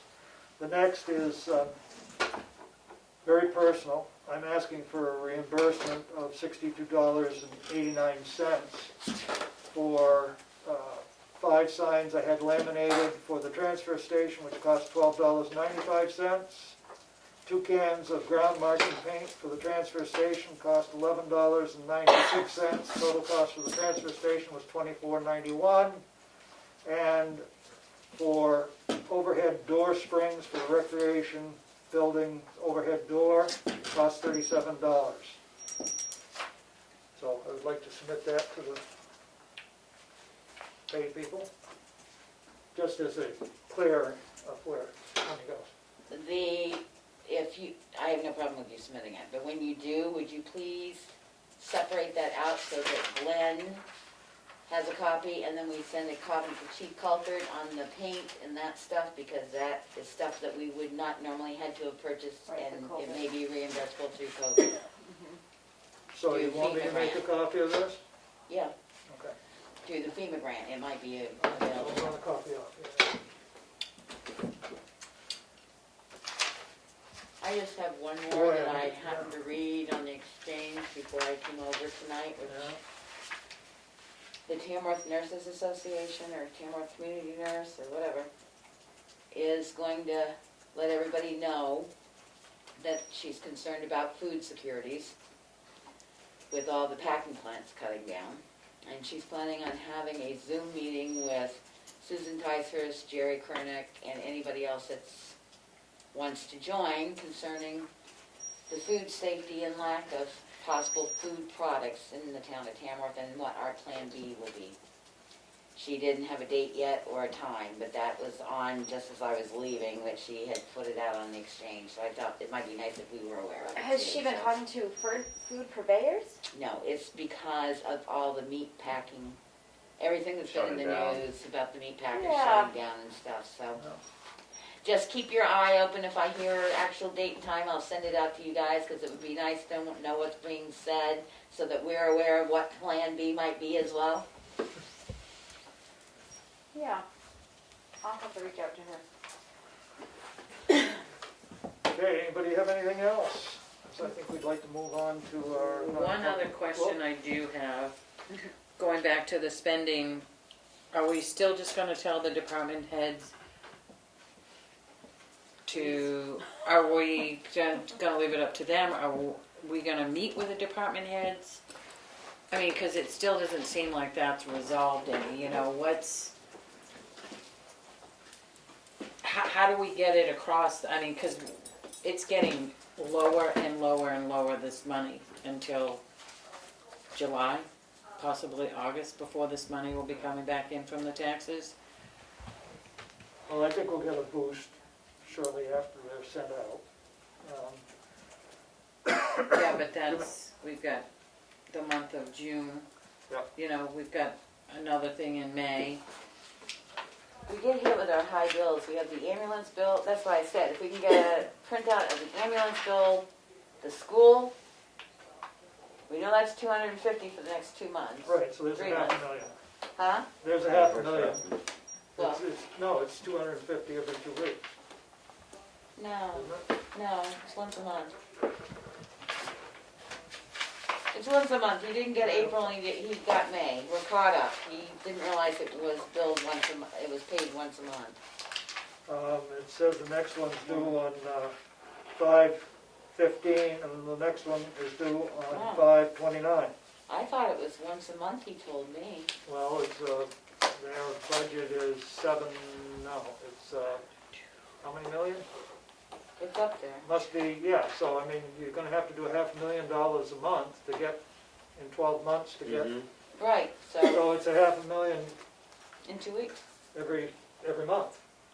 Yeah. So you're gonna have $1 million spent in the next 4 weeks. Right. You don't have that kind of money. Well, that's just covering May. We still have to cover June. Right. And we have an ambulance, I mean, I think I know, I think if Glenn can, he needs to tell us in the next month, between the ambulance contract, the school, How much? these are they? pilots, like the library, I don't know how they get paid, whether they're quarterly. I know the Tamworth Community Nurse is quarterly.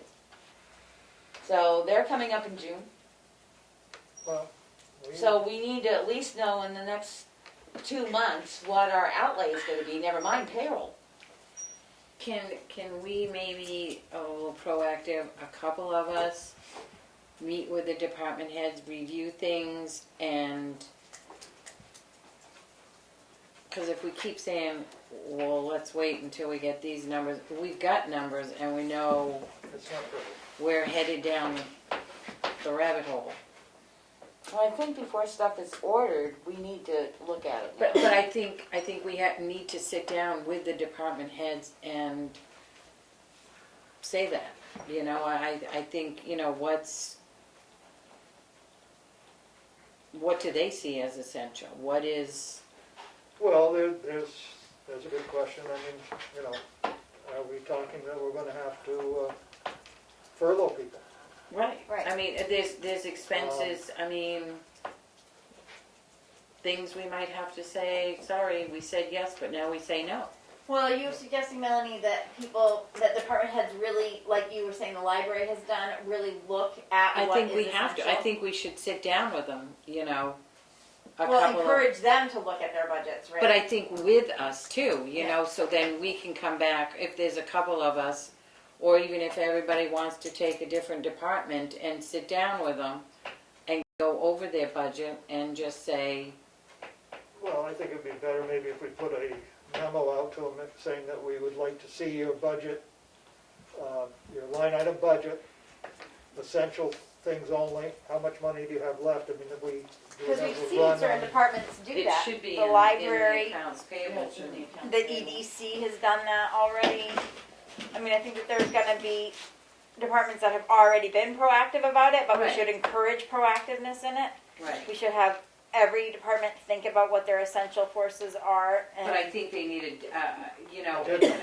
a deadline, Yeah. you know, I don't think we can say, I oh, think give us another month, I think it's. I think by the end of by next meeting, they need to go through their budgets and tell us what exactly they think they're gonna have to spend, their essential budgets. essential budget for until July 1st. Right, Yeah, Till I think we July need 1st. to know. We're too close to not know. Well, I mean, cause just with the school, we're over, Mm-hmm. yeah, or we're under. Well, no, Yeah, we're we're borrowing. underwater, It's yeah. not Right, that we're right. over under, we're borrowing if we have to. Borrowing. And we may have to say to someone like the library or the nurses association, I'm sorry, we can only Well, give the you a half library, you're payment. not gonna get to do that with. Huh? I don't think you can do that with the library. No, but well, The nurse you could, but I don't think you could with the library. You cannot do it to the library. No. That's a different game. but the library's gone through, they know what's They're- essential and They they've might also, be able to say to us, we can take a little less this month. right, because they've also gotten a grant. They might be able to tell us that. So, I mean, it would be a good conversation to And I have. hate I mean, I do say it. think it would be really worthwhile to encourage all these departments to do that for sure. And I think giving them just a deadline, I don't think it will require a select board to be meeting with all of them. Well, if we think it's too high, then we can meet with them. Well, that's what I mean, is if they give us their budget by next meeting, we can review it. If we have questions, we can call on them. Right. Because we can run out their whole thing and where they're at, whether Yeah. they got 90% left or whatever, and they can just say, this is where I'm cutting it. Right. Because that's the choice, we're either gonna have to look at personnel or where we can cut. And the school can't cut nothing. They gotta keep getting all Yeah. that money. You're gonna send them that check no matter what. And it goes up in July. The only thing you might be able to work out with the school is an agreement as to when they need the cash, because they may have other sources of income that come in. So their cash flow may be such that they could delay a payment for 3 weeks or 4 weeks, but you're gonna pay them the total for the No year. matter what. No matter what. Right, but I have often found that if you can talk with the finance person at the school, that they may be able to tell you what their cash flow is. It may be that they need a lot of money in July. I don't know. Sometimes ordering up for the coming year, that's been a busy, that's not as easy to get it as it is some of the other times of the year usually. But See, their contract, my fear, well, I don't know, because we haven't received a blockout yet. Their budget starts July 1 of their new year, and their price is up. Right. So they're on their tail end of their budget now, so they Right. may not be able to wait for our payments, because their new fiscal year starts July 1, and their payment that time is up even more than what we're paying now. As I said in the past, sometimes it's hard to get leeway in July, but you might be able to get it in October, which is going to be your next cash flow crunch. Right. And the other thing is I think we need to reach out to our pilots and say, can we anticipate funds? Because, I mean, Barnstormers has got to, basically begging for help to get through this season that they're not going to have. I'm not sure when CCL pays theirs, because they They- pay the current they use, pay do they in pay it tax. half and They half? pay in tax. No, I say, do they pay it half year, or do they pay it I just think, at the I end of think the they year? I think pay they it on their pay, tax bill, they right. pay their tax, Yeah. that's Okay. what they do. And then Pine For Tree current Power. use, it's all current use land. they Yeah, do. Pine Tree Power, I don't know what they're doing. I don't I know, wouldn't- I I know wouldn't- there for a while they I weren't wouldn't taking talk to 'em. logs. You wouldn't talk to them? Just expect it. I think that they Well, are going I to don't be mean better talk off to with them, cash but flow than a lot of I others. think we need all the pilots plotted out so we can see what we may not and maybe getting just from our estimate. I mean, I can do the last three I did that I typed up, but is that all the pilots in the town? Because they didn't all come do it at the same time. Right, we've got, Tri-County Cap, We did Remick. Tri-County, we did, Remick. Barnstormers, Remick's another one, I'm not sure what they're gonna be able to do. Chicago would like- Lake Conservancy, Pine Tree Power, Remick Foundation, Sonata Housing, Barnstormers, Tamworth Senior Housing, and Tri-County Cap is what I have on this list. So I think if we just see what they're supposed to be paying us, and, so we know, yeah, and we can, but I think it would be good for us to reach out to the school district and say, is there any way, this is a cash flow problem, can you help us out here? They may be able to, they may have some reserve funds that they were going to turn back to the town. yeah. But And if see, not, they, you know, knowing maybe they didn't need to spend it, and they can hold off spending Well, it. the question is, do they pay their people, Some of them are paid a big Throughout the check in summer. June, and Right. some of them are paid monthly. right, Some are paid through the summer. Yeah. right. And some take it in lump sum for their summer payment. But they also, there's a lot of staff that doesn't get a summer check too. So, Well, and is it gonna be Right. different for them this year where, I know at the emergency management meeting, where they're not quite sure what their summer's gonna look like, whether they'll have to have They may staff, have to have summer more. school, or what? summer school in a different way, so, And they actually said it may cost them more money, but they're waiting for the guidance to come out from the state to determine how that's gonna be done. so if the departments get where their budget sheets, where their actual spending, each one of them gets that with a memo saying Why don't we just tell them they're spending over $1,000 right now? forever, No, just till we get past this. Yeah, but the problem is, they could go out and spend $1,000 4 times. True. I think we just send them out and say, Look. this is down to emergency only, please tell us what you think you might What be what you anticipate actually in the have to next 2 spend months. for the next 2 months, and realize that we may have to cut you on some stuff if you, And if it's too because high, we're then, in, we're in, Then we'll bring you in and we'll talk to you about it. that's right. you know. But at least let them have a chance to cut their budget. Give them the chance and give us a chance to Review. try to be proactive about this. Well, it'll give us a chance to look at our revenues as Right. projected versus what we're actually getting Exactly. into. Because, as I said, I got the numbers from the state of New Hampshire, thanks to Representative Cordelli. And I'm gonna try and do this off the top of my head, but just in registrations, car registrations. I believe the state is down 57 million of anticipated revenue. And meals tax Right. is down like 30 million Yeah. for this time. So, you know, it's not only us that's hurting, it's the entire state. Yeah. And it's a trickle-down effect to municipalities. Right. The entire country, I think. Yeah. So I guess I would ask our administrator to write a note to the department heads and with firm language that this is important, that we pull in our spending to absolute necessary spending only What do you anticipate it's gonna cost you in the next 2 months for the next 2 months, to operate? bare minimum. And if we have to furlough people, we have to furlough people, but we'd rather not do that. I mean, that's a small, sometimes a small piece, but, Or it'll also let us know if we're gonna have to go out and borrow earlier. right. We have Yeah. some Well, obligations you Well, can't that's just the put off. It will give departments the opportunity to see if there are people that they can furlough that are not essential. Right. Giving them the opportunity to see what what they can do with their budget, because it's gonna be hard for us to know what they need in a 2-month period of time. Well, that's So, what I I mean, say, should- tell us what you Right. need in 2 months, for the next 2 Yeah, months. and think about it, really think about it and try to whittle that down and try to see if you have staff that could be furloughed. So I know, I guess that would be the question, is any of your staff not Essential. essential that could be furloughed or reduced time? Right, they I don't mean, have it to be doesn't furloughed, necessarily it's mean you right. gotta lay Yeah, them you off don't have to entirely. lay them off entirely, they can collect opposite, even if you go from a full-time to a part-time, they can collect the difference through Right. the availability of the systems Yeah. out there.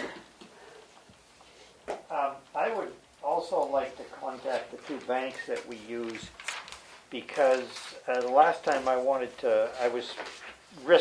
close in a town, and we went to talk to them about a TAN. They were gonna take 6 weeks of paperwork before you could get a TAN borrowed. Early in my career, it involved a piece of yellow paper with numbers written on it, and you go in. Now it's a whole stack of stuff that you need to give them. It's changed tremendously. What we did last year when we curtailed our spending because we were getting close, is we asked Annie to start the paperwork process, because there is so much of it. And I Yes. think that would be a good direction already, to have Annie start the paperwork, because we are getting very tight. Yep, Yeah, okay. the treasurer is usually the one who does that. Okay. fun. Boy, should I ask for anything else, or should I move us on? No, it's on. That'll take a while. We have 3 non-publics, we will do them consecutively. It will be session number 1, session number 2, and session number 3. And after said non-publics, we will be adjourned. Make a motion, we go into non-public session under RSA 91A3C, 91A3A, 91A3I. Second, Roll call vote. Goodson, yes? Ricker, yes. Mason, yes? Streeter, yes. Farnham, yes. Unanimous. Non-public. Would be, 8:49. 49.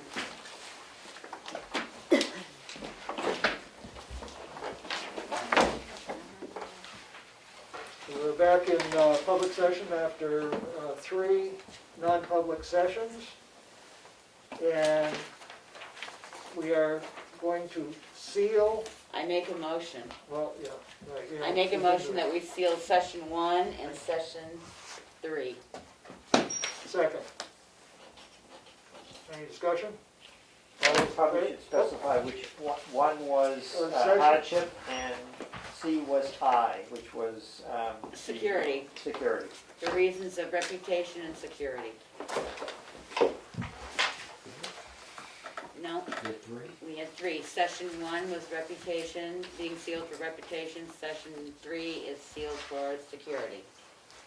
And the personnel, the minutes are saying something about discuss compensation. for They're not gonna employees. be sealed. Right, Well, A. But they're not sealed. I'm No. just- Wait a minute, we got a motion on the floor to seal session 1 and 3 under RSA 91A3C and under RSA 91A3I.